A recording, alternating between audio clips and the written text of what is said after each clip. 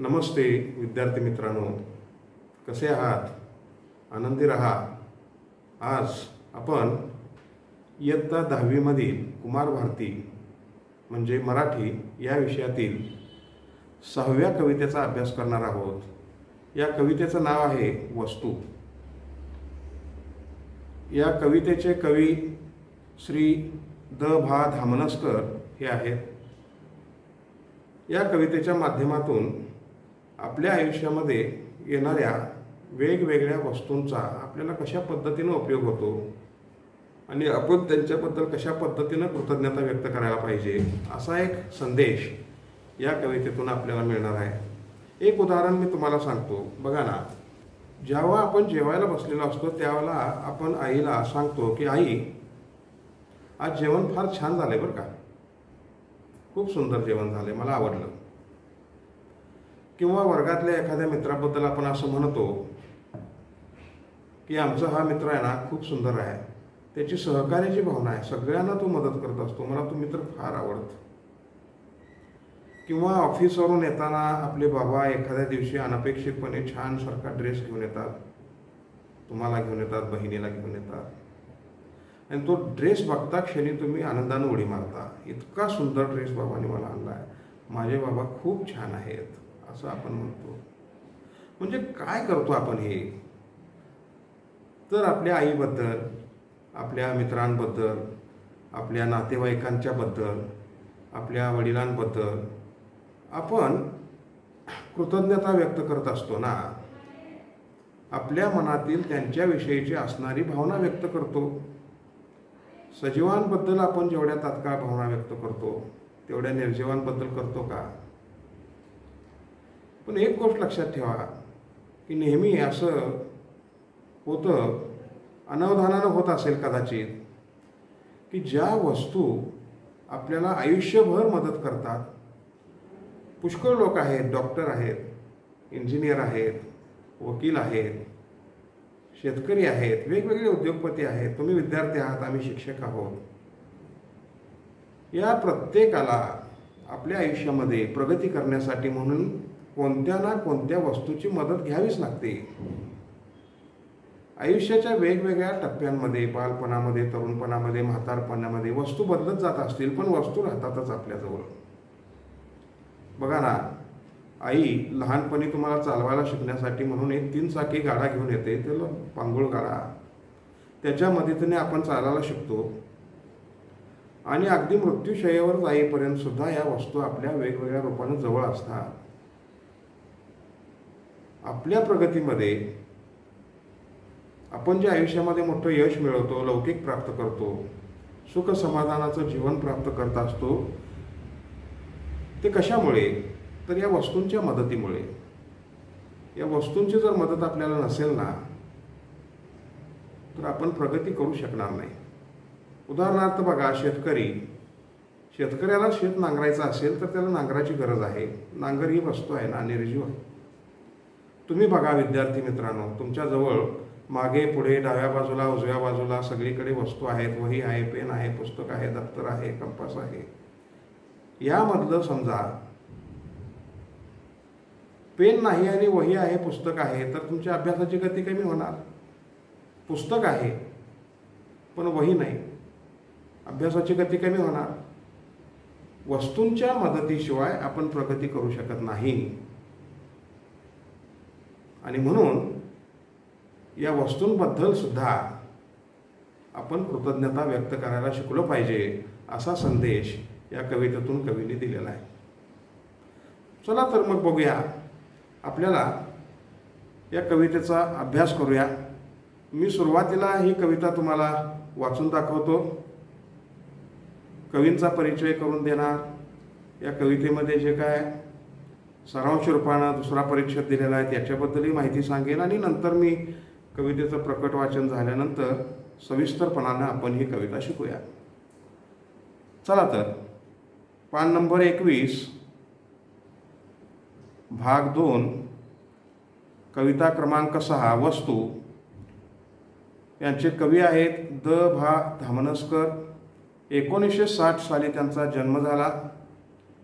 हे एक प्रसिद्ध कवी आहेत। भावोत्कटता, चिंतनशीलता व प्रांजळपणा यामुळे धामनसकर यांच्या कविता वाचकांच्या मनाला स्पर्श करतात. सामाजिक तणावांमुळे आलेली अस्वस्थता व्यक्त करताना संवेदनक्षम मनाला येणारी व्याकुळता आणि अभिव्यक्तीतील संयम ही त्यांच्या कवितेची वैशिष्ट्ये आहेत.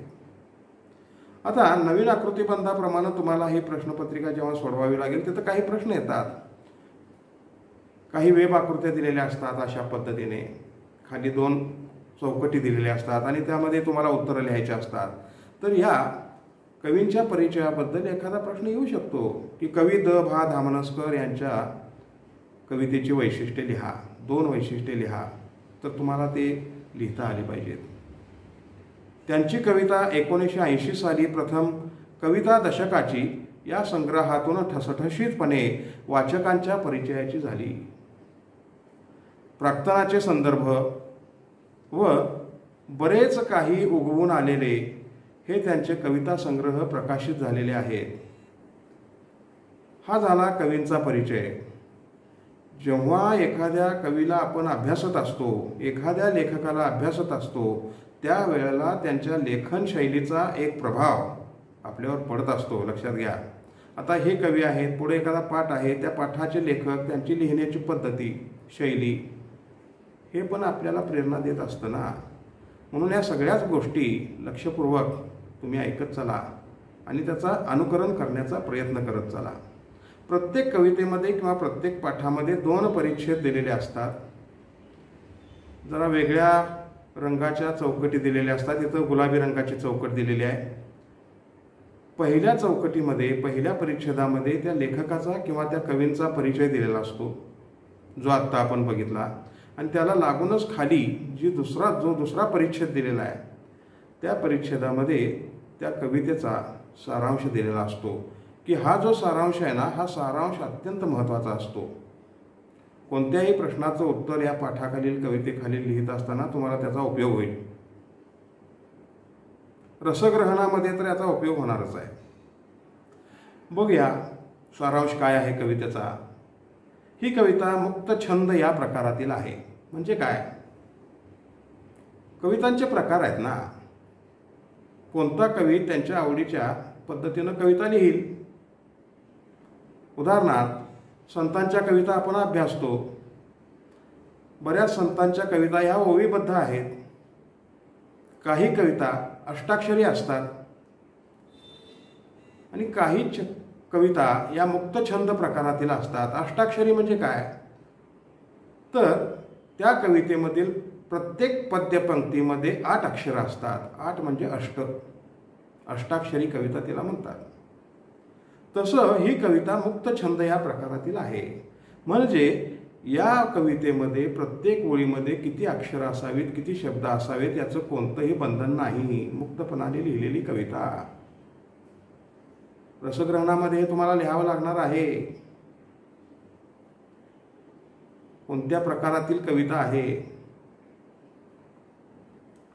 कोणत्याही निर्जीव वस्तूशी मानवी भावना जोडली गेली की ती वस्तू अनमोल ठरते. म्हणजे काय, अमूल्य ठरते. वस्तू माणसाला दीर्घकाळ साथ देतात. व्यक्ती आणि वस्तू यांच्यामध्ये एक अतूट नाते तयार होते. त्यामुळेच थोर व्यक्तींच्या वापरातील वस्तू पुढे संग्रहालयामध्ये जतन करून ठेवल्या जातात. वस्तूंनाही भावना असतात हे समजून वस्तू वापराव्यात.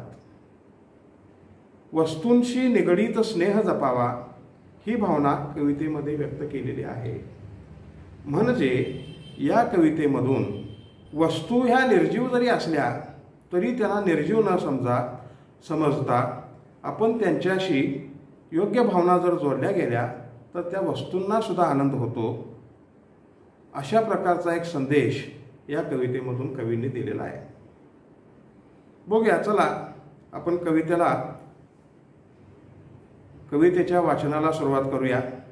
मी सुरुवातीला पूर्ण कविता वाचून दाखवेन आणि त्यानंतर त्याचं स्पष्टीकरण देत राहणार आहे.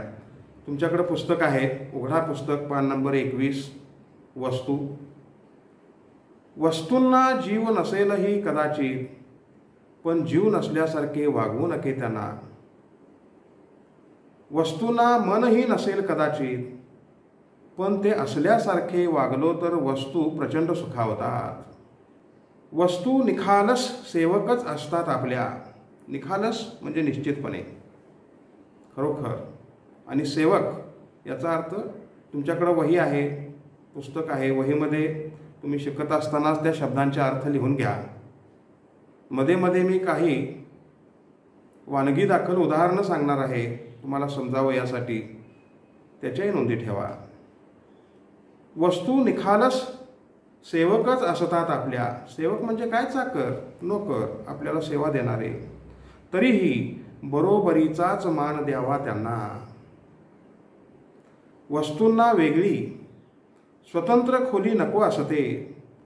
त्यांना फक्त आपल्या मानलेल्या जागेवरून निष्कासित न होण्याची हमी द्या. आता निष्कासित होणे हा एक वाक्प्रचार आहे. काढून टाकणे, पदच्युत करणे या अर्थाने. निष्कासित न होणे, पदच्युत न करणे, काढून न टाकणे अशा अर्थाने. निष्कासित न होण्याची हमी द्या. हमी द्या, आश्वासन द्या, हा पण वाक्प्रचार आहे. वस्तूंनाही असते आवड स्वच्छ राहण्याची, हे हातांना लक्षात ठेवायला सांगा. वस्तूंना जपावे, लाडावूनही ठेवावे त्या पुढे जाऊन. त्याच जिवंत ठेवणार आहेत आपला स्नेह नंतरच्या काळातही. आयुष्य संपले की वस्तूंनाही आजवरच्या हक्काच्या घरात राहू देत नाहीत. तेव्हा कृतज्ञतापूर्वक निरोपाचा त्यांचा हक्क शाबूत ठेवावा. शाबूत ठेवणे, राखून ठेवणे, जपून शिल्लक ठेवणे हा पण एक वाक्प्रचार आहे. चला आपण कवितेचं स्पष्टीकरण बघूया. वस्तूंना जीव नसेलही कदाचित, पण जीव नसल्यासारखे वागवू नके नाही त्यांना. तर जीव नसेल म्हणजे काय? कवींनी, कवी श्री द भा धामनसकर यांनी या कवितेमध्ये वस्तू कशा हाताळाव्यात, कशा जपून वापराव्यात हे सांगत असताना ते म्हणतात की वस्तूंना जीव नाही, वस्तूंना प्राण नाही, त्या अचेतन आहेत, पण जीव नसल्यासारखे वागवू नका त्यांना. म्हणजे काय? आपण जसा सजीवांशी व्यवहार करतो ना, तसा व्यवहार त्यांच्याशी करा. त्या निर्जीव आहेत असं वागवू नका. त्यांच्यामध्ये सुद्धा भावना आहेत, त्यांचंही आयुष्य संवेदनशील आहे असं समजून आपण त्यांच्याशी वागलो पाहिजे, त्यांच्याशी आपण बोललो पाहिजे. त्या सजीव आहेत असं आपल्याला वाटलं पाहिजे. वस्तूंना मनही नसेल कदाचित, पण ते असल्यासारखे वागलो तर वस्तू प्रचंड सुखावतात. मनही नसेल कदाचित म्हणजे त्यांना आपल्या भावना व्यक्त करता येत नाहीत. एक उदाहरण सांगतो तुम्हाला की आपण सायकलवरून घरातून शाळेला येतो, शाळा सुटली की घरी जातो. घरातील सगळी कामं वेगवेगळी आईने बाबांनी सांगितलेली सगळी कामं आपण सायकलच्या मदतीनं करतो, कारण सगळी कामं वेगाने पूर्ण होतात. सायकल आपली वेळ वाचवते ना. पण आपण शाळेतून घरी गेल्यानंतर आपल्या भिंतीजवळ सायकल इतकी धडकन जोरात ढकलून देतो ना आणि पळत घरी जातो. पण असं करत असताना कदाचित तुमच्या मनाला कधी असा स्पर्श झाला का? कधी अशी खंत वाटली काय तुम्हाला की मी सायकल धडकून दिली, त्या सायकलला लागलं तर नसेल? निर्जीव असली तरी काय झाली, आपली ती सेवक आहे ना, आपल्याला मदत करते. असं नाही करून चालणार. त्या सायकलबद्दल आपल्या मनामध्ये प्रेम असलं पाहिजे. निर्जीव वस्तूंच्या मनामध्ये आपल्यामध्ये प्रेम असलं पाहिजे. जरी त्या सायकलला किंवा निर्जीव वस्तूला मन नाही, त्याला आपल्या भावना व्यक्त करता येत नाहीत, तरी त्याला काय वाटलं असेल हे तुम्ही जाणून घ्यायला नको का? मग तुमच्याजवळ एखादं स्वच्छ कापड पाहिजे, घरातलं कुठलं तरी टाकलेलं घाणेरडं कापड आणायचं आणि सायकल रोज पुसायची, असं नाही करायचं. त्या सायकलनं आपल्याला खूप मदत जर केली तर एक स्वच्छ छान सुंदर कापड पाहिजे आपल्याकडे. त्या सायकलची शीट पुसली पाहिजे, हँडल पुसलं पाहिजे, त्याचं चीन कवर पुसलं पाहिजे, त्या सायकलची चाकं पुसली पाहिजेत, त्याची रिम पुसली पाहिजे, आतल्या तारा स्वच्छ काढल्या पाहिजेत. मग चकाचक सायकल आपल्यालाही बसायला आवडेल ना. सायकलला पण बरं वाटेल, ती आनंदी झालेली आहे असं आपल्याला भासलं पाहिजे ना. म्हणून जरी त्या वस्तूंना मन नाही, भावना व्यक्त करता येत नाहीत, तरी सुद्धा त्यांच्याबद्दल आपल्या मनामध्ये आपुलकीची भावना, कृतज्ञतेची भावना असायला हवी. असं जर आपण त्यांच्याबद्दल भावना चांगल्या व्यक्त केला तर त्यांनाही आनंद होतो. त्या प्रचंड सुखावतात. प्रचंड सुखावतात म्हणजे काय, त्यांना पण खूप आनंद होतो. त्या वेळेला शब्दांचे अर्थ लिहून घेत चला. वस्तू निखालस सेवकच असतात आपल्या, तरीही बरोबरीचाच मान त्यांना द्यावा. निखालस म्हणजे काय, निश्चितपणाने. खरोखर वस्तू आपल्या सेवक आहेत, आपल्या चाकर आहेत, आपल्याला त्या मदत करणारे आहेत, आपल्याला त्या सेवा देतात. म्हणून त्यांना आपण नोकरासारखे वागवायचं का? चाकरांना, कामगारांना आपण जसं बोलतो तशा पद्धतीनं त्या वस्तूंशी आपण व्यवहार करायचा काय? नाही करून चालणार ना. वस्तू निखालस सेवकच असतात आपल्या, तरीही बरोबरीचाच मान द्यावा त्यांना. म्हणजे काय की वस्तू आणि मी दोन वेगळे नाही आहोत. माझं पुस्तक आणि मी दोघंही एकच आहोत. पुस्तक ही एक वस्तू आहे ना, त्याच्या मदतीशिवाय आपली प्रगतीच होत नाही. जगातली कुठलीच व्यक्ती प्रगती करू शकत नाही. वस्तू निखालस सेवकच असतात आपल्या, तरीही बरोबरीचाच मान द्यावा त्यांना. म्हणजे समान दर्जा द्यावा. वस्तूंना आपण कमी लेखून चालणार नाही. या वस्तूंमुळेच माझी प्रगती होत आहे, या वस्तूंमुळेच माझा अभ्यास वाढत आहे, या वस्तूंमुळेच माझी गुणवत्ता वाढायला लागलेली आहे. वही, पेन, पुस्तक, दप्तर जे काय असेल ते. म्हणून त्या वस्तूंना तुम्ही जपून वापरलं पाहिजे, हळुवारपणे त्यांना हाताळलं पाहिजे, त्यांना समान दर्जा, बरोबरीचा दर्जा तुम्ही दिला पाहिजे, असं कवींना या ठिकाणी म्हणायचं आहे. वस्तूंना वेगळी स्वतंत्र खोली नको असते. त्यांना फक्त आपल्या मानलेल्या जागेवरून निष्कासित न होण्याची हमी द्या. म्हणजे काय बघा, मी तुम्हाला एक उदाहरण सांगतो. मगाशीच मी तुम्हाला सांगितलेलं आहे की वानगी दाखल काही उदाहरणं मी तुम्हाला शिकवत असताना सांगणार आहे, जेणेकरून तुम्हाला समजायला सोपं जाईल. आपल्या घरामध्ये आपल्याला एक अभ्यासाची स्वतंत्र खोली असते, विश्रांती घेण्यासाठी एक वेगळीच खोली असते, आईला स्वयंपाक करण्यासाठी म्हणून स्वतंत्र एक तिच्यासाठी स्वयंपाकघर असतं, आणि याशिवाय बाबांच्या बरोबर येणारे काही मित्र असतात, आईच्या येणाऱ्या मैत्रिणी, बहिणीच्या येणाऱ्या मैत्रिणी, तुमचे कोणी मित्र घरी येत असतात, त्यांच्यासाठी बोलण्यासाठी, त्यांच्याबरोबर उठबस करण्यासाठी, चर्चा करण्यासाठी म्हणून स्वतंत्रपणानं एक हॉल असतो. या ठिकाणी वस्तूंचं म्हणणं असं आहे की आमच्यासाठी वस्तूंना वेगळी स्वतंत्र खोली नको असते. त्यांना फक्त आपल्या मानलेल्या जागेवरून निष्कासित न होण्याची हमी द्या. म्हणजे असं वस्तूंचं म्हणणं नाही की आम्ही पुस्तकं आहोत, आमच्यासाठी एक स्वतंत्र खोली बांधून ठेवा, आम्ही वह्या आहोत, आमच्यासाठी एक स्वतंत्र खोली बांधून ठेवा, असं नाही. याचा अर्थ असा की मला माझ्या मित्रापासून वेगळं राहायचं नाही आहे. विद्यार्थी मित्र आमच्यापासून, आम्ही दोघं एक आहोत. मग त्याची जिथं अभ्यासाची खोली असेल ना, त्याच खोलीमध्ये आमचं एक असं स्थान निश्चित असावं एका कप्प्यामध्ये की रोज मी त्याच ठिकाणी असेन, त्याच ठिकाणी मी बसेन. मग माझ्या दादाच्या वह्या त्या बाजूला असतील, दीदीच्या वह्या वरच्या कप्प्यात असतील, माझी पुस्तकं खालच्या कप्प्यात असतील, तर माझी पुस्तकं त्या ठिकाणी त्या वस्तू असल्या पाहिजेत.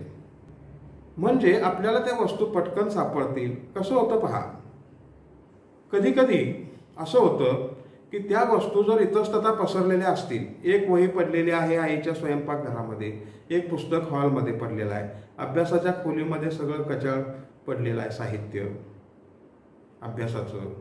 आता अभ्यासाचं असं का सांगतो, कारण तुम्ही विद्यार्थ्याशी संबंधित आहे म्हणून प्रत्येक गोष्ट, प्रत्येक वस्तू ज्या त्या ठिकाणी असायलाच पाहिजे असं त्या वस्तूंना वाटत असतं. तर हे चित्र दिसायला बरोबर दिसत नाही ना. म्हणून ह्या सगळ्या वस्तू आपल्या आपल्या कप्प्यात जर एकत्र असतील तर त्या ठिकाणी त्यांचा एक स्नेह निर्माण होतो, एक प्रेम निर्माण होतं, आवड निर्माण होते. म्हणजे काय बघा की कधी कधी आपण काय करतो, शाळेमध्ये 5 वाजायला आले की आपल्याला कधी एकदा घंटा होईल आणि कधी एकदा घरी मी पळत जाईन असं वाटत असतं. काही विद्यार्थ्यांना तर शिपाई मामा दिसतच असतात खिडकीतून.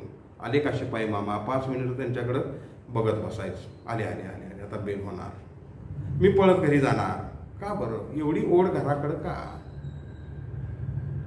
कारण आयुष्यभर आपण ज्या इमारतीमध्ये राहतो, ज्या घरामध्ये राहतो, त्या घरांच्या भिंतींशी, त्या प्रत्येक वस्तूशी आपलं एक नातं निर्माण झालेलं असतं आणि म्हणून आपल्याला त्या ठिकाणी जायची इच्छा होते. आपल्या भावना तिथं गुंतलेल्या असतात. कधी कधी उन्हाळ्याच्या सुट्टीमध्ये, दिवाळीच्या सुट्टीमध्ये तुम्ही मामाकडे जाता ना, आजीकडे जाता, एक महिनाभर राहण्यासाठी म्हणून जाता आणि 8 दिवस झाले की तुम्हाला घराची आठवण होते. तुम्हाला तिथं घर दिसायला लागतं काल्पनिक, तिथले मित्र दिसायला लागतात. असं का? कारण त्या घराशी तुमचं एक नातं जुळलेलं आहे, एक स्नेह, एक प्रेम निर्माण झालेलं आहे. आणि मग घरामध्ये आल्यानंतर तुम्हाला खूप आनंद होतो, समाधान वाटतं. मग तसं या वस्तूंना सुद्धा एक त्यांची स्वतंत्र जागा जर दिली नेमून, की बाबा मी शाळेला जात असताना या ठिकाणाहून दप्तर उचललेलं आहे, शाळेतून आल्यानंतर मी याच ठिकाणी दप्तर ठेवणार, असं जर निश्चितपणानं त्या ठिकाणी त्या वस्तूंना जागा तुम्ही नेमून दिलेली असेल, तर त्या तुम्हाला जसं घराबद्दल प्रेम निर्माण झालं ना, तसंच त्या वस्तूंना सुद्धा त्या जागेबद्दल प्रेम निर्माण होत जातं. त्यांच्यामध्ये आवड निर्माण होत असते. तुमच्यापासून त्यांना वेगळं राहायला आवडत नाही असा त्याचा अर्थ. म्हणून त्या वस्तू अशा म्हणतात की आम्हाला अशी एक जागा निश्चितपणाने, स्वतंत्रपणाने द्या की ज्या ठिकाणाहून आम्हाला कोणीही हलवणार नाही, पुन्हा तिथं आणून ठेवतील, आम्हाला कोणी निष्कासित करणार नाही, अशी हमी द्या. हमी द्या म्हणजे आश्वासन द्या. हे पहा, तुमच्या वर्गामध्ये 60 विद्यार्थी आहेत, 70 विद्यार्थी आहेत, तर या वाक्प्रचाराचा 60 विद्यार्थी 60 वेगवेगळ्या पद्धतीनं वाक्यात उपयोग करतील, पण त्या प्रत्येकाचं उत्तर बरोबर असेल. म्हणून वाक्प्रचारांचा वाक्यात उपयोग करायला शिका. त्यांचा अर्थ लिहा आणि वाक्यामध्ये, त्या अर्थामध्ये वाक्य तयार करत असताना अर्थ लिहायचा नाही, तो वाक्प्रचार लिहायचा आहे, हे पण लक्षात ठेवा. वस्तूंनाही असते आवड स्वच्छ राहण्याची, हे हातांना लक्षात ठेवायला सांगा. या हातांना सांगा वस्तूंना स्वच्छ राहायला आवडतं, मला आवडतं ना. मी रोज सकाळी उठले की आंघोळ करतो, स्वच्छ साबण लावतो, छान वाटतं मला. बाहेर आल्यानंतर तेल लावतो डोक्याला, भांग पाडतो, छान सारखे कपडे इस्त्री केलेले मला लागतात, कारण मला ते घातलं की प्रसन्न वाटतं. मग वस्तूंनाही असं वाटत असेल ना, त्यांनाही घाणेरडे हात लावलेले चालणार नाहीत, त्यांनाही आवड असते स्वच्छ राहण्याची. तुम्ही बाहेरून येता पळत पळत पळत आणि लगेच पुस्तक उघडता, वही उघडता, अभ्यासाला सुरुवात करता. बाहेरून येताना तुमच्या हातावर बऱ्यापैकी धूळ बसलेली असते. आपल्या साध्या डोळ्यांना न दिसणारे अनेक जीवजंतू आपल्या हातावर बसलेले असतात. धुवा ना हात स्वच्छ. आता कोरोनानं सगळ्यांना सांगितलेलंच आहे की, तुम्ही स्वतः नाही ऐकत तर मी येतो, सगळ्या जगालाच त्या कोरोनानं काय केलेलं आहे, स्वच्छतेच्या सवयी लावल्या. काही गोष्टी चांगल्या पण आहेत. म्हणून या ठिकाणी त्या वस्तू म्हणत असतात. वस्तू म्हणजे केवळ वही, पुस्तक, पेन तुमच्या उपयोगात येतात ते नव्हे, घरातील हरेक वस्तू, आयुष्यभर वापरत असलेल्या वेगवेगळ्या व्यवसायातील लोक ज्या वस्तू वापरत असतात त्या वस्तूंबद्दल त्या सगळ्या लोकांना प्रेम असलं पाहिजे, असं कवीला या ठिकाणी सांगायचं आहे. वस्तूंनाही असते आवड स्वच्छ राहण्याची, हे हातांना लक्षात ठेवायला सांगा. म्हणजे हे हातांनो, तुम्ही घाणेरड्या हाताने मला स्पर्श करू नका. कसं होतं बघा, कधी कधी आपली आई बाबा दुकानातून, बाहेरून, पुस्तकालयातून पुस्तकं विकत आणतात, ग्रंथ विकत आणतात, काही कथा कादंबऱ्या आवड असते. वाचन झालं की त्या काय करतात, एका ठिकाणी नेऊन ठेवतात, पण नंतर 4-6 महिने त्याच्याकडे कुणीही बघत नाही आणि त्याच्यावर धुरळा साचलेला असतो. आपल्या अंगावर धुरळा बसू नये म्हणून आपण स्वच्छ धुतो. मग त्या पुस्तकांवर, घरातल्या टेबलवर, TV रोज नको का स्वच्छ करायला? त्यांना ही स्वच्छता आवडते. हे हातांना लक्षात ठेवायला सांगा. वस्तूंना जपावे, लाडावूनही ठेवावे, त्यापुढे जाऊन त्याच जिवंत ठेवणार आहेत आपला स्नेह नंतरच्या काळात. म्हणजे काय? गरज सर्व आणि वैद्य मरो अशा पद्धतीनं वस्तूंचा उपयोग करू नका. वस्तूंचे लाड करा, हळुवारपणे हाताळा. त्यांना जपलं पाहिजे ना. लाडावूनही ठेवावे त्यापुढे जाऊन. त्याचं कौतुक केलं पाहिजे. जपायचं म्हणजे काय? समजा तुम्हाला सर्दी आली, खोकला झाला, काय झालं की आई लगेच तुम्हाला दवाखान्यात घेऊन जाते, बाबा दवाखान्यात घेऊन जातात. वानगी दाखल काही उदाहरणं मी तुम्हाला सांगायला लागलोय. मग तुमची जपणूक करतात ना घरातले लोक. शाळेतून घरी येतात तेव्हा घरामध्ये पाळलेलं लहान कुत्र्याचं पिलू तुमच्या अंगावर उडी मारतं. तुम्ही त्याला घेता, उचलता, गोंजारता. आईच्या पायामध्ये सतत मांजरी खेळत असते, कारण आई त्याला खायला घालते.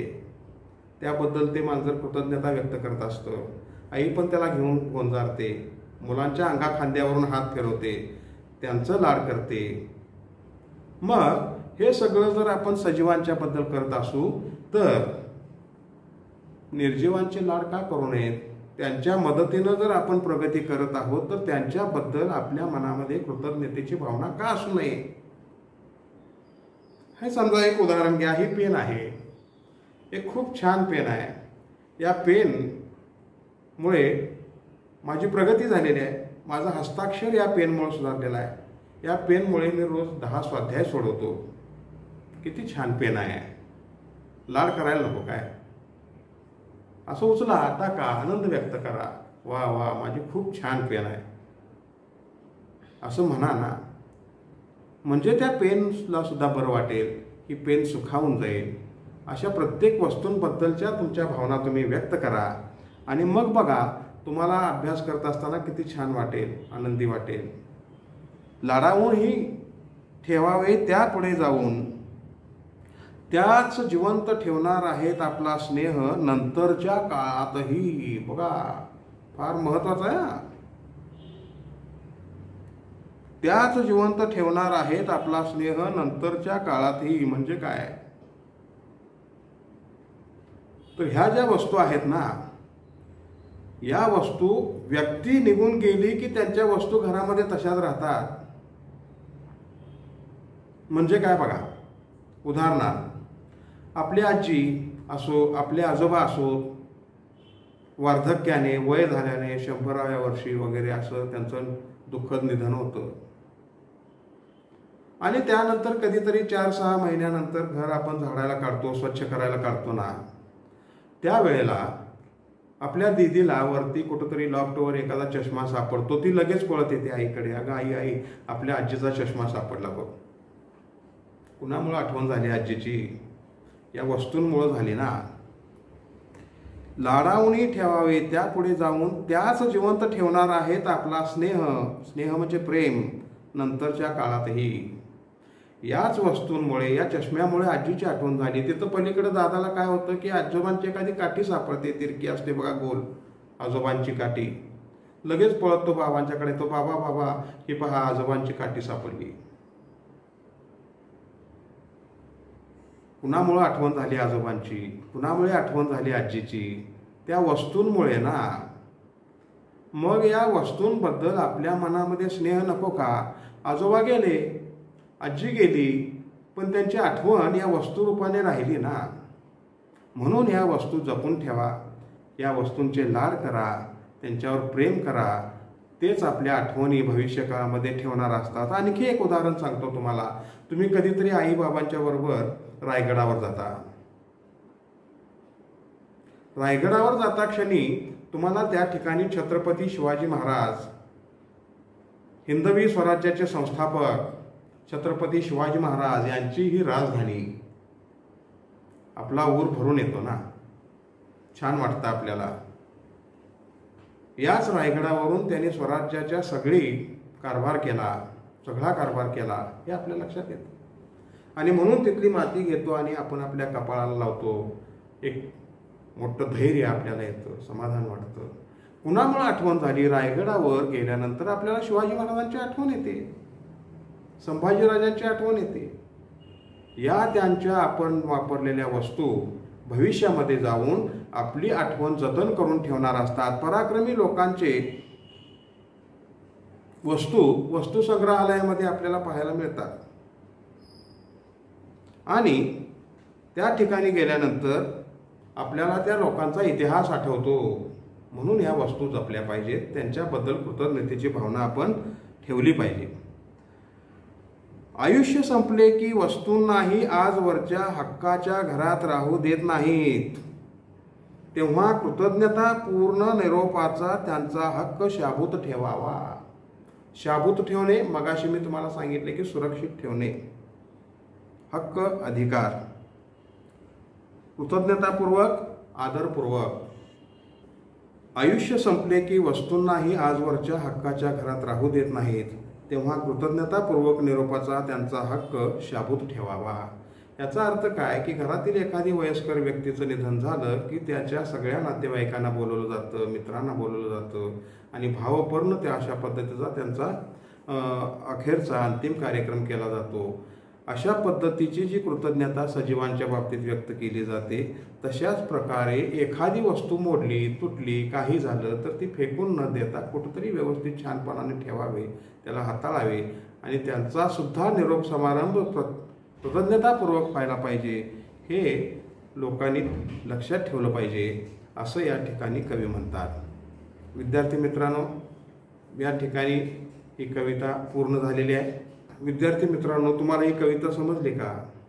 त्याखाली असणारा स्वाध्याय सोडवा आणि तुम्हाला काय गरज पडली तर सांगली शिक्षण संस्थेचे यूट्यूब चॅनेल सबस्क्राईब करा व बेल आयकॉनवर क्लिक करा, म्हणजे तुम्हाला पुढील व्हिडिओचे नोटिफिकेशन मिळेल.